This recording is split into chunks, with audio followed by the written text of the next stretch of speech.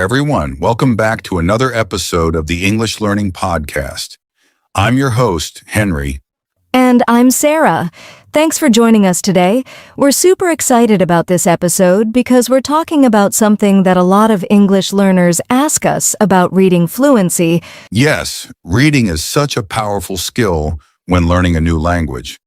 But reading fluently, that takes it to the next level. And don't worry, we're going to break it down in a simple, relaxed way, just like always. Absolutely. If you've ever felt like you read too slowly, or you don't understand what you're reading, or maybe you get stuck on pronunciation while reading out loud, this episode is for you. We're going to talk about what reading fluency really means, why it matters and how you can improve it, even if you only have 10 or 15 minutes a day to practice. We'll also share some fun techniques and tips, including some of our personal favorites, to help you enjoy reading more and get better at it at the same time. And don't worry if you're a beginner or intermediate learner. Everything we talk about today is totally doable for all levels. Our goal is to help you feel more confident and comfortable when reading in English. Exactly. And hey, reading doesn't have to be boring, right? It can actually be one of the most fun ways to improve your English, especially when you find the right material. All right, so grab a cup of tea, get comfy, and let's dive into today's topic, reading for fluency in English. All right, so let's start at the beginning. What exactly is reading fluency? Good question. In simple terms, reading fluency means being able to read smoothly, accurately, and with natural rhythm. That includes reading with the right speed, correct pronunciation, and understanding what you're reading. Exactly. A fluent reader doesn't just read the words, they feel the flow of the sentence. It sounds natural, like speaking. Imagine someone reading a story to you. It's not robotic or slow. It's expressive, right? Right. But don't worry, fluency doesn't mean reading super fast. Some learners think, oh, I have to read quickly to be fluent. But that's not true. It's about reading at a pace that's smooth and comfortable for you, without stopping too much or getting stuck on words. Yeah, I love that. It's like driving. You don't have to go at full speed, but you also don't want to stop every 2 seconds. A nice steady drive with good control. That's fluency. Ooh, nice analogy, Henry. I like that. And let's be honest, when people read fluently, it sounds better, it feels better, and it actually helps you understand the text more easily. Totally. When you're struggling with every word, your brain is working so hard on just decoding that you don't really get the meaning of what you're reading. Exactly. That's why fluency is connected to comprehension, your understanding. The smoother you read, the more your brain can focus on the message. Now, for our listeners, if you're reading right now and it feels slow, or you're unsure of how things sound, that's totally okay. Fluency takes time and practice. Think of it like building muscle. The more you train it, the stronger it gets. Yes, and different people improve at different speeds. Maybe you're great at reading silently, but struggle with reading out loud. Or maybe you read well, but don't understand what you just read. That's normal. And that's why we're here, to guide you with some simple strategies that actually work, without stress or pressure. So now that we've talked about what reading fluency is and why it's important, let's break it down a bit more. What are the parts that make someone a fluent reader? Good idea. Let's get into the components. Accuracy, speed, and expression in our next segment. Okay, so now that we know what reading fluency is, let's break it down a little more. There are 3 main components of reading fluency, and each one plays an important role. Yep, these are accuracy, speed, and expression, sometimes called prosody. Let's take them one by one and explain what they mean in simple terms. Let's start with accuracy. This means reading the words correctly without skipping, mispronouncing, or guessing them. You want to be able to look at a word and say it the right way. Exactly. For example, if you see the word through, you don't want to say throw. That's a common mix-up. Accuracy is about recognizing words and reading them properly, so the meaning stays clear. And don't worry, accuracy improves with time and practice. The more often you see a word, the easier it becomes to read it correctly. Totally. Now let's move to the second part, speed. Now this doesn't mean you should read like a race car. It just means you're reading at a pace that feels natural. Not too slow, not too fast. Yeah, like when you're having a conversation with someone. You don't talk super fast or super slow.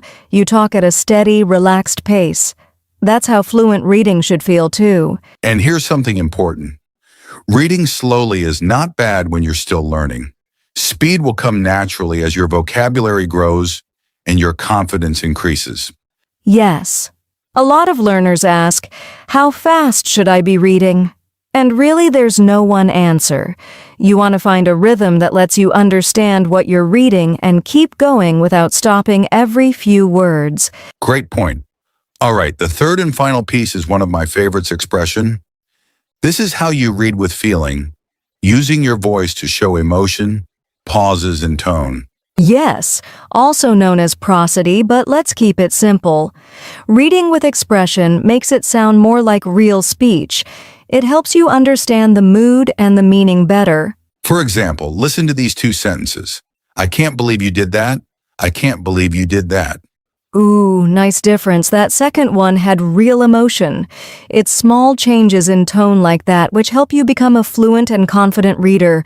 And when you read stories or dialogues, expression becomes super important. You're not just saying words. You're telling a story. Even if you're reading to yourself, reading with expression can help you understand and remember more. Absolutely. So let's quickly recap those three key components. Accuracy reading words correctly, speed reading at a natural, steady pace, expression using emotion and rhythm to sound more like a native speaker. And all three of these work together. You don't need to be perfect in any one area. Just keep practicing and they'll all improve over time. Coming up next, we're going to share real tips and strategies you can use every day to build your reading fluency, even if you only have a few minutes to practice. Yep, and we'll give you some practical ideas you can try at home, on your commute, or even on your lunch break. Let's get into it after this short break. All right, now for the fun part. Let's talk about some real practical tips to help you build your reading fluency in English. These are things you can start doing today, whether you're just beginning or already intermediate. Yes, and remember, reading fluency doesn't come overnight, but with consistent, smart practice, you'll absolutely see progress. Let's kick it off with one of my favorite techniques. Reading out loud is one of the best things you can do. Even just 5 to 10 minutes a day makes a difference. Definitely. When you read out loud, you're practicing pronunciation, rhythm, and expression all at once. It's like giving your mouth and brain a workout together. And don't worry if you don't sound perfect. The goal is to get comfortable hearing yourself speak in English. Tip: try reading dialogues from books or short stories. Or even better, read the subtitles out loud when watching a show in English. This one's great for fluency. It's called repeated reading. Basically, you choose a short passage and read it several times. Maybe the first time, you read slowly. The second time, a little smoother. By the third or fourth time, you're reading with more confidence and expression. It's amazing how much this helps. You begin to notice patterns in the language, and your brain starts to process the words more automatically. Yeah, it's like training your brain to see and speak the language faster. Now this one's super useful. Try using audiobooks while you read along with the text. Yes, you get to hear a native speaker's pronunciation, intonation, and pace, and you follow along with your eyes. This helps you match the sound of English with the words on the page. It's great for improving both fluency and listening skills. You can pause and repeat sections too. It's flexible, and you can do it anywhere. On a walk, in the car, or just before bed. Here's a big one. Read things that are at your level or just a little above. If it's too hard, you'll feel frustrated. If it's too easy, you won't grow. Exactly. A good rule. You should be able to understand at least 90% of the words. That way, you're not stopping all the time to check the dictionary. And choose topics you enjoy: stories, news, comics, even song lyrics. If you're interested, you're more likely to stick with it. This one's fun. It's called shadow reading. You listen to a speaker and repeat what they say immediately like a shadow. It's fast and a little challenging at first, but it really helps your intonation speed and natural rhythm. Start with short clips, maybe just a sentence or two. Podcasts, YouTube, TED Talks. Find something with a transcript and give it a try. This might feel a bit awkward at first, but it works. Record yourself reading out loud. Then listen back. You'll start to notice things like where you hesitate, how your pronunciation sounds, and if you're using expression. It helps you become more self-aware, which is really important for improvement. And you'll be surprised. After a few weeks, you'll listen back and think, wow, I've gotten better. When you read, highlight, or note down new words, but don't stop every time you see one. Try to guess the meaning first from context. Later, you can go back, look them up, and maybe write a sentence or two using each new word. That way, you build vocabulary naturally. And over time, recognizing more words helps you read faster and with more confidence. Wow, that's a solid list. So just to recap some key tips. Read out loud daily, do repeated reading, use audiobooks, and read along. Pick the right materials, try shadow reading, record yourself. Grow your vocabulary through reading. Exactly. You don't need to do all of them every day. Pick one or two and try to be consistent. Even 15 minutes a day can lead to big changes over time. And don't worry about being perfect. Fluency is a journey, not a race. Celebrate the small wins. Coming up next, we'll talk about some of the common challenges learners face with reading fluency and how to overcome them. Stick around. You're doing great. Welcome back. So far, we've talked about what reading fluency is, its components, and tips to build it. But here's the truth. Reading practice doesn't always have to feel like homework. Not at all. In fact, it can be fun, creative, and something you actually look forward to. Let's share some activities that make reading practice more enjoyable. First up, one of my favorites, role-playing dialogues. Grab a short script or a scene from a story and act it out. Yes, it's perfect for practicing expression. You can do this with a friend, a tutor, or even by yourself. Try using different voices or emotions. Serious, excited, dramatic. You'll sound a little silly, but that's part of the fun, and it helps your fluency so much. Next, try reading comic books or graphic novels in English. The visuals help you understand the story, and the language is usually more natural and conversational. Yeah, it's like reading and watching at the same time. Plus, comics often use real-life expressions and everyday vocabulary. This one's fun and unexpected karaoke. Singing along with English songs is a great way to practice pronunciation and rhythm. Pull up the lyrics, sing along, and boom, you're doing a reading fluency workout without even realizing it. And hey, if you mess up the words, just laugh and keep going. It's about having fun. You can also play word games like Scrabble, Boggle, or even mobile apps like Wordscapes. These help you focus on spelling and vocabulary in a playful way. Or do crossword puzzles or word searches in English. They're great for reinforcing words you've already learned. So if reading ever starts to feel boring, switch things up. Try acting out dialogues, reading comics, singing karaoke, playing games. Exactly. The key is to stay consistent. And if you're having fun, you're more likely to keep going.